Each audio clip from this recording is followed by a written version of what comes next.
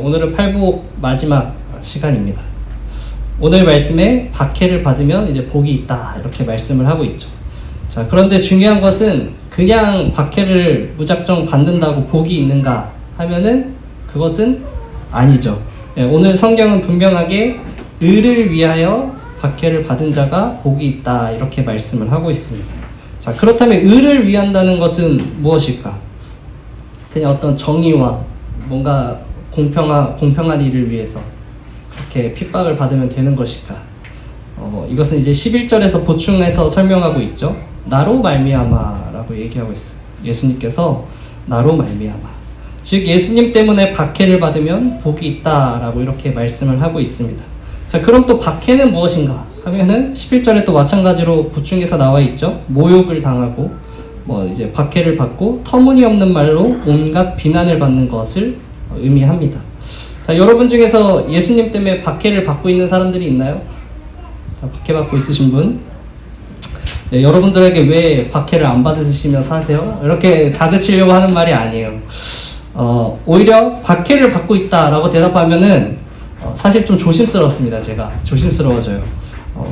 세상에는 내가 그리스도인이라 이제 차별받는다고 주장하는 사람들이 있는데, 물론 정말 그럴 수도 있어요. 정말 그리스도인이라서 주변 사람들이 어쩌다 보니 너무나 악한 사람들이고 세상적인 사람들이라 욕할 수도 있지만, 대부분은 이제 아닌 사람들이 더러 섞여 있더라고요.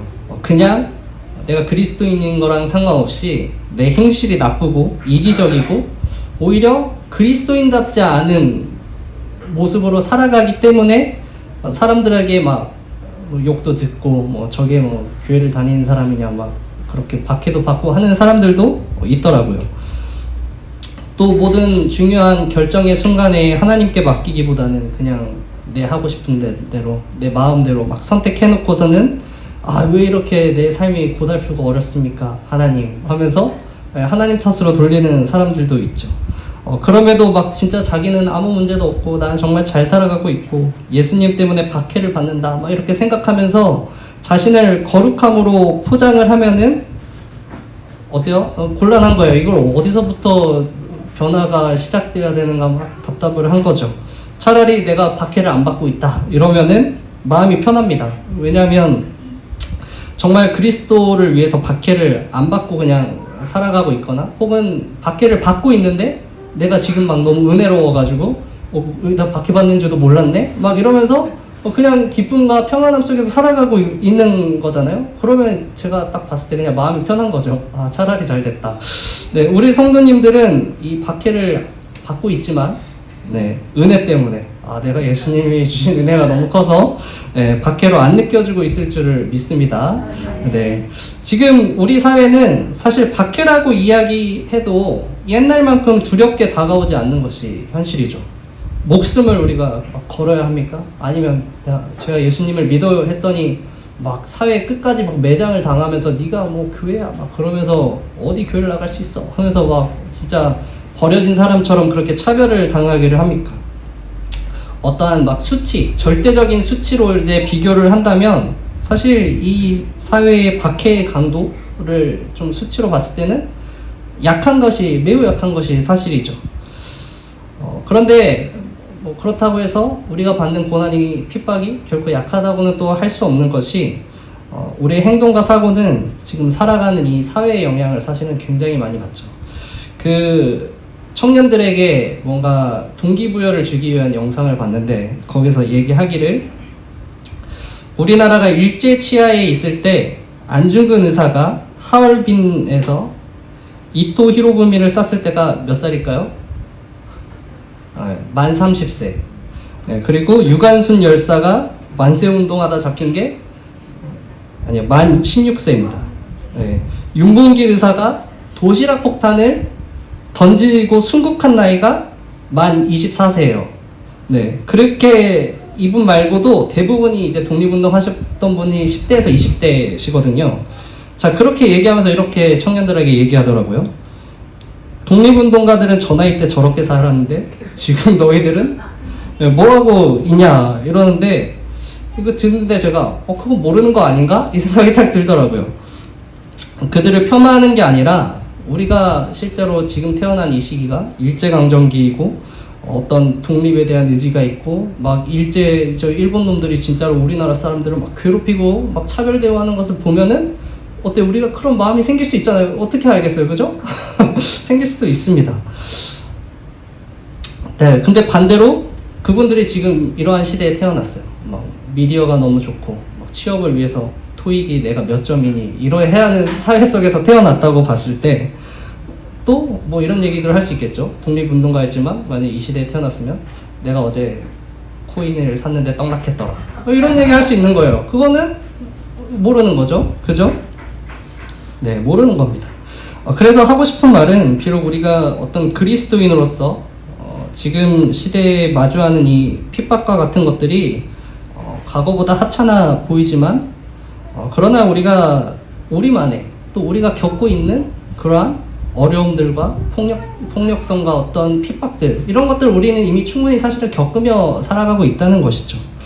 그러므로 여러분들이 지금 받고 있는 박해들을 작게 보면서 야, 이거 내가 어디 가서 박해 받아도 받는다고 말해도 되나? 이렇게 생각하지 마시고 또 혹은 야 나는 너무 박해를 안 받고 사는 것 같다. 내 신앙은 빵점짜리 같다. 막 이런 생각하지 마시고 사시기 바랍니다. 우리는 지금 2024년 그죠? 대한민국이라는 이 우리 시대의 어려움과 핍박을 마주하면서 사실은 살고 있는 거예요. 그래서 우리는 이 시대의 그리스도인으로서 이제 그에 맞는 핍박과 어려움을 감내해야 하는 거죠. 뭐 주일 예배를 지켜내는 것, 교회 가는 것에 대해서 어떻게 좀 사람들에게 공감받지 못하는 것, 그리고 혹은 주변 사람들이 막 자기가 다 신학자인 것처럼 막 지식적으로 막 배틀 뜨고 지적하고 하는 것들, 또 혹은 말은 안 하지만 속으로 저 사람이 어느 정도 신앙을 가지고 있나 이렇게 보면서 눈짓하면서 평가하고 있는 것들, 또 이런 것도 있죠. 우리가 이 교회 다닌 사람이 이 사람이 이단인가 아닌가 그렇게 의심받는 것들, 별의별 것들이 있습니다. 여러분들이 비록 이런 것들을 핍박이라고 느끼지 못할 수 있지만 어떻게 보면 그것도 우리를 향한 핍박의 하나인 거죠. 또 더 큰 관점으로 보면 이 사회에서 쏟아지는 이런 미디어들, 성경적이지 않은 미디어들, 혹은 이런 거죠. 성소수자들에 대한 공감을 일으키고 어떤 그들에 대한 옹호의 미디어 매체들을 쏟아내는 것들. 이 시대는 변화가 되었죠. 예전에는 성경적으로 신앙적으로 살려고 하는 사람들을 못하게 막았어요. 그러면 못해, 너 하면 안 돼 이렇게 막았지만 이 시대는 먼저 아예 그냥 비신앙적으로 살게 만드는 시대인 거죠. 예전에는 신앙적으로 살게 하는 것을 막았다면 이제는 비신앙적으로 살게 만드는 그러한 시대를 우리가 살아가고 있습니다. 생각해보면 노예가 무슨 허락도 없이 교회를 가겠어요. 그냥 못 가게 하면 그게 핍박이구나 하고 못 가는 거고, 또 성경을 어떻게 읽어요? 그냥 못 읽으니까 못 읽는 겁니다. 그런데 지금 무슨 성경을 읽어? 볼 게 얼마나 많은데. 자, 핸드폰을 들어 유튜브에 들어가 1시간, 2시간 보고 싶은 거 보면은 끝인 거예요.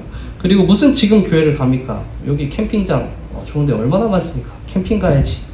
주말에 자동차 타고 놀러 가야지. 네, 그런 시대인 거죠. 그렇기 때문에 우리는 사실 이 핍박이라는 것에 대해서 이 시대 속에서 좀 더 깊이 생각할 필요가 있죠. 네, 이제는 막을 필요가 없는 시대인 거예요. 교회를 가는 것을 막을 필요가 없어요. 대신 다른 데로 가게끔 하면 돼요. 제가 앞선 시대의 사람들의 이야기를 한 것도 사실은 살아가는 이러한 양식이나 방향이 너무나 다르기 때문에 그렇습니다. 네, 우리는 사실은 이런 핍박 속에서 사실은 나도 모르게 핍박을 겪으며 살아가고 있는 것이죠. 하지만 이러나 저러나 이겨내는 방법은 하나입니다. 성경은 말씀하고 있습니다. 우리가 사방으로 우겨쌈을 당하여도 쌓이지 아니하며 답답한 일을 당하여도 낙심하지 아니하며 박해를 받아도 버림받지 아니하며 겁꾸러뜨림을 당하여도 망하지 아니하고 우리가 항상 예수의 죽음을 몸에 짊어짐은 예수의 생명이 또한 우리 몸에 나타나게 하려 함이라나. 네, 우리는 움츠러들지 않죠. 우리는 낙심하지 않습니다. 우리는 버림받지 않습니다. 그리고 우리는 망하지 않습니다. 왜냐하면 우리는 예수님 안에 거하고 또 예수님께서 우리 안에 거하시기 때문입니다. 그래서 우리는 예수를 믿음으로써 모든 시대에나 다 모든 어떤 핍박이 있든 견뎌낼 수 있는 거예요. 만약 우리가 세상의 일들로 지금 움츠려 드셨나요? 혹은 낙심하셨나요? 버림받는다고 느끼셨습니까? 혹은 나 지금 망했다 그렇게 여겨지고 계십니까? 이런 분들에게 제게 제시할 수 있는 건 단 하나뿐인 거죠. 예수님을 바라보세요. 네. 그 방법을 따르지 않는다면 항상 마음속에 결국 부정적인 생각이 여러분들을 계속 갉아먹을 거예요. 이게 사는 건가? 이게 정말 교회 다니는 사람이 이렇게 사는 게 맞는 건가? 하면서 부정적인 생각이 계속 여러분들을 갉아먹기 시작을 하고 그치지 않을 것입니다. 예수님을 위해 박해를 받는다고 하는 것은 어떤 의미가 있냐면 결국 내가 은혜 받은 자다. 그리고 내가 지금 은혜 속에 거하는 자다라는 고백과도 같습니다. 근데 항상 은혜 속에만 있을 수는 없죠. 그러다 문득 고통스럽고 괴로운 상황에 처하여 있다는 것이 종종 부당하다고 느껴질 수 있습니다. 그죠? 그러면 그것도 방법은 또 하나입니다. 다시 처음으로 돌아가야죠. 그래서 내가 지금 받은 은혜들을 정말 은혜로 여기고 있나? 내가 은혜 속에서 정말 살아가고 있나? 아침에 일어나서 밥 뜨고 눈을 뜨고 밥을 먹고 씻고 뭔가 내가 생활을 할 수 있는 것조차 내가 지금 은혜로 여기면서 살아가고 있나? 이것을 짐으로 여기고 있진 않나? 그렇게 끊임없이 계속해서 내가 받은 은혜에 대해서 생각을 해야 합니다.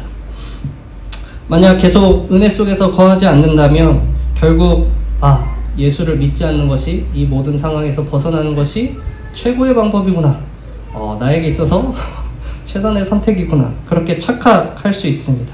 그런 사람들에게 결국 은혜는 완전히 잊혀지게 되는 것이죠. 그렇기 때문에 은혜에 거하지 않으면 누구도 박해를 견딜 수 없는 것입니다. 하지만 은혜 속에 거하는 사람들은 박해를 만나면 신기하게도 그 속에서 또 다른 하나님의 은혜가 보여지는 거예요. 네, 그래서 은혜 속에서 계속해서 쉼없이 살아갈 수 있습니다. 예수님께서 이렇게 얘기하셨습니다. 무릇 있는 자는 받아 넉넉하게 되되 없는 자는 그 있는 것도 빼앗기리라. 이렇게 말씀을 하셨습니다. 있는 사람은 더 있게 되고 없는 사람은 더 없게 된다. 이건데 이 비유는 사실 물질에 관한 것이 아니죠. 우리의 영적인 일에 대해서 말씀을 하고 있는 것입니다. 어떻습니까? 영적 차원에서 진리를 깨달은 자는 더욱 진리를 계속해서 깨닫게 되고 진리를 잃어버린 자는 계속해서 그 모든 가지고 있던 진리마저 다 잊어버리게 된다. 이 사실을 지금 빗대어 말씀을 하신 거죠. 은혜를 아는 것은 영적인 일이고 진리를 지키는 일입니다. 여러분이 은혜로 여기고 그렇게 은혜로 깨달아진 것들, 구원, 어떤 삶의 인도하심, 내게 허락하여 주신 상황과 사람들, 정말 내게 있는 모든 것들, 그 은혜를 잃어버리지 않기를 축복합니다. 네, 그 은혜가 그리스도를 위하여서 살아가게 하고 어떤 고통도 다 견뎌내게 할 줄 믿습니다. 네, 바울을 보면 자신이 태어난 것도 은혜라고 고백을 하고 있어요. 내 어머니의 태로부터 나를 택정하시고 그의 은혜로 나를 부르시니까 이렇게 고백을 하고요. 그리고 지금 모습, 처한 상황도 은혜로 고백합니다. 그러나 내가 나된 것은 하나님의 은혜로 된 것이니 내게 주신 그의 은혜가 헛되지 아니에요. 이렇게 고백을 하죠. 그리고 오직 나와 함께 하신 하나님의 은혜로다. 이렇게 은혜를 얘기합니다. 그리고 그가 소명받은 것도 은혜입니다. 그러나 내가 너희로 다시 생각나게 하려고 하나님께 내게 주신 은혜로 말미암아 더욱 담대히 대략 너에게 쏟노니 이 은혜는 곧 나로 이방인을 위하여 그리스도 예수의 일꾼이 되어 이렇게 얘기를 하는 거예요. 심지어 아픈 것도 은혜인 것으로 깨닫게 되죠. 나중에 하나님께서 하나님 저 병 좀 고쳐주게 해주세요. 제발 고쳐주게 해주세요. 그렇게 간구했더니 하나님이 야, 네 은혜가 내게 좋게 이렇게 얘기하시잖아요. 그러자 바울이 기쁨으로 그렇습니다. 그것이 나의 약함으로 하나님이 드러납니다. 다 은혜인 것입니다. 그렇기 때문에 그의 편지 또한 은혜가 넘치는 것을 볼 수가 있죠. 그가 쓴 여러 가지 편지에는 하나님의 은혜로 그리스도 안에서 그의 은혜의 풍성함을 따라 지극한 은혜로 말미암아 그리스도의 은혜로 이렇게 계속 은혜로 얘기하는 거예요. 바울은 나뿐만 아니라 사람들이 깨닫기 원하는 거죠. 너희도 은혜야. 너희가 지금 그 상황 처한 것도 너희도 지금 은혜야. 깨닫기 바래. 은혜야. 그렇게 강조하면서 얘기를 하고 있습니다. 왜냐하면 우리가 은혜를 통해 하나님의 나라의 상속자가 된다고 성경은 말하고 있어요. 우리는 그의 은혜를 힘입어 의롭다 하심을 얻어 영생의 소망을 따라 상속자가 되려 하게 하심이다. 이렇게 얘기를 하고 있습니다. 은혜는 예수를 위해 살아가게 하고 박해도 견디게 할 뿐만 아니라 천국을 상속받는 상속자가 되게 하는 것이죠. 그렇기 때문에 우리는 살아가면서 뭐 이것 때문에 힘드네, 저것 때문에 괴롭네, 이것 때문에 못 해먹겠네 하면서 우리 입술이 어떤 불평과 저주하면서 사는 것이 아니라 뭘 하더라도 야, 이것이 은혜네, 이것도 은혜구나, 이것마저 은혜네 하면서 하나님께 찬양하면서 감사하면서 살아가야 하는 것이죠. 네. 힘들면, 괴로우면 이런 생각이 들 때가 있더라고요. 저도 하나님이 내가 힘들기를 원하시나? 하나님 내가 괴롭기 원하시나? 의심이 들죠. 그리고 가끔은 응어리지기도 합니다. 변하지 않는, 내가 이렇게 하나님께 기도했는데 왜 어찌 이 상황을 반전시켜 주시지 않는 걸까? 응어리지기도 하죠. 그러나 하나님께서는 지금 당장 우리가 납득하지 못하고 은혜로 여기지 못하는 것들조차 후에는 나의 입술로 하나님 그것이 은혜였습니다, 그렇게 깨닫게 하시고 고백하게 해 주실 것입니다. 네, 여러분, 하나님은 은혜의 하나님이신 줄 믿으시기 바랍니다. 네, 말씀을 마치며 박해를 받는 것을 이상히 여기거나 뭔가 특별한 사건으로 여기시지 마시기를 바랍니다. 네, 성경에는 사랑하는 자들아, 너희를 연단하려고 오는 불시험을 이상한 일 당하는 것 같이 이상히 여기지 말고 오히려 너희가 그리스도의 고난에 참여하는 것으로 즐거워하라. 이는 그의 영광을 나타내실 때에 너희로 즐거워하고 기뻐하게 하려 함이라. 너희가 그리스도의 이름으로 치욕을 당하면 복 있는 자로다. 영광의 영, 곧 하나님의 영이 너희 위에 계심이라. 아멘. 그리스도로 인한 핍박은 사실 우리에게 즐거운 일입니다. 기쁜 일입니다. 왜냐하면 이는 여러분들이 하나님의 소유된 자로서 정말 하나님의 백성으로 이 세상을 잘 살아가고 있다는 증거이고, 또 우리가 하늘의 소망을 가지고 정말 하늘 나라의 하나님 백성 됐음을 우리가 그 핍박과 고난을 통해서 고백하는 거예요. 하나님, 저는 천국에 소망이 있습니다. 천국에 들어갈 하나님께서 허락하여 주신 은혜의 사람입니다.